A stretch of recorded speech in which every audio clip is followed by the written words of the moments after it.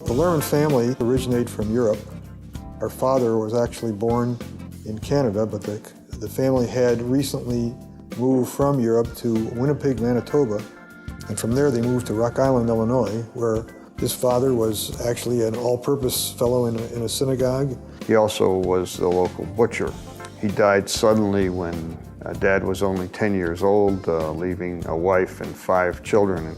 Nate, my father, was the middle child, and he somehow took the responsibility to help his mother raise that family. When he was finally a junior and senior in high school, he was able to do something other than work at the butcher shop, and he played football, and he ended up as captain of his football team. Then he heard about this place in South Bend, Indiana, where if you were a good enough football player, they'd support you through college.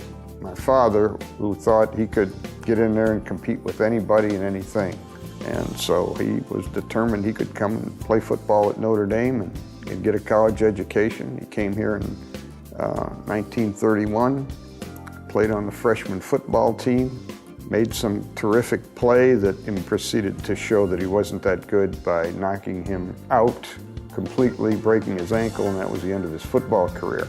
Our father met my mother in his first year here in South Bend, and some later point married, tried to make a life in Rock Island.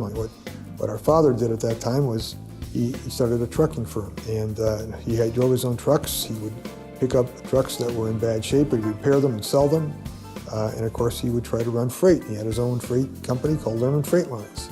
All that during that time, Dad struggled with this trucking company, never really made much money at it. He was a young man who had a lot of determination, a tremendous work ethic, but didn't have the sophistication to run a business very successfully. Eventually, he sold that business, came to South Bend. Dad's view was, I'm learning how to be a good businessman. We're going to make it. After the war, he met a gentleman who was a door-to-door salesman of toys. And the gentleman was looking for someone who would manufacture the toys that he would ultimately sell. It turned out to be Herman Siegel. He had some business experience. They formed a partnership. Herman kind of covered Dad's weaknesses, and Dad covered Herman's weaknesses. The company then produced these metal toys, and they found that after a year that they had not been successful economically, and when they tried to sell the surplus steel that they had left over, as luck would have it, there was a tremendous market for the steel at higher prices, much higher than they had paid for the steel, and they found that they were able to make a profit on the steel. And that's how the family got involved in the steel business. Dad wanted to build a long, sustained business that didn't just deal with this particular hot market, but created value. Herman wasn't that interested in it. He was always looking for killer deals instead of building a business a little at a time. And it wasn't until 1966 that finally some financial folks figured out how they could part company. With Grandpa, that when he bought out the business from his partner, and he told your father, looks like a lousy deal, but when you'll be in there and he'll be out, then this will be a whole different company. Dad was exactly right. Without Herman and with some very good people, we were able to grow the business. Watching my dad in action was a real eye-opener for me. I remember one time my dad was making a deal on the phone. They negotiated the price and the deal was done. And my father went on to purchase the steel for this transaction. I said, Dad, do you have anything in writing? No. I said, don't you think you ought to get something written down from the customer? No. You don't? He said, no. He said, Mike, these guys trust me, and I trust them. And that's how we do business. I mean, it's nice to have a contract, but a handshake with some people is a lot more important than a firm written contract from others. Unfortunately, my father passed away in a very untimely death. And I had gone to make a sales call. It was a very, very difficult time. The steel market had fallen, and the president of the customer called me in, closed the door, and said, "I just want you to know that your father was the most honorable person that had ever called on our company. He was the most honest, the most direct, the most sincere. And anything that we can do to help Steel Warehouse is what we want to do. We owe that much to your father." You could see his style of doing business and the trust that he evoked and engendered was something that I think we have benefited from, all of us, to this day.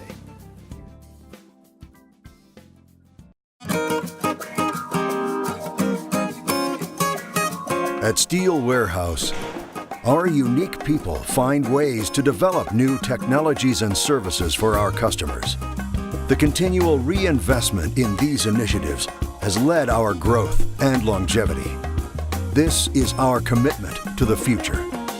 We lead the industry in developing processing capabilities to bring our suppliers advanced high-strength and strip mill plate products to the marketplace.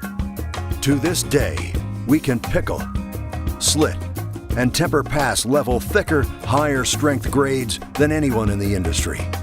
We lead the industry in providing the super flat, stress-free product that modern manufacturing requires. We lead the industry in heavy gauge temper passing, being the first service center to have such equipment. We believe in investing in new technology and equipment. We process over 1.5 million tons of steel a year. We lead the world with 8 temper pass inline leveling lines, including the first in Mexico and the first and only one in Brazil. At Steel Warehouse, our pioneering vision to stay ahead means we continuously improve our lines. This effort for excellence includes continuous flatness measuring devices and our Steel Warehouse inline brush unit that gives a clean, low-scale finish on hot rolled. As business and customer quality demands grow at a very strong pace, our name gains recognition. We are working on advanced robotics to further our leadership position, providing intricate and difficult weldments. We have given our customers stability and protection in the recent volatile markets. Our fleet of 100 trucks assures delivery in spite of trucking industry problems. Steel Warehouse Vision. New ideas and innovation. New products. New equipment, new companies, and commitment to our business means a growth of opportunities for our suppliers and Steel Warehouse. So raise your glass to Steel Warehouse.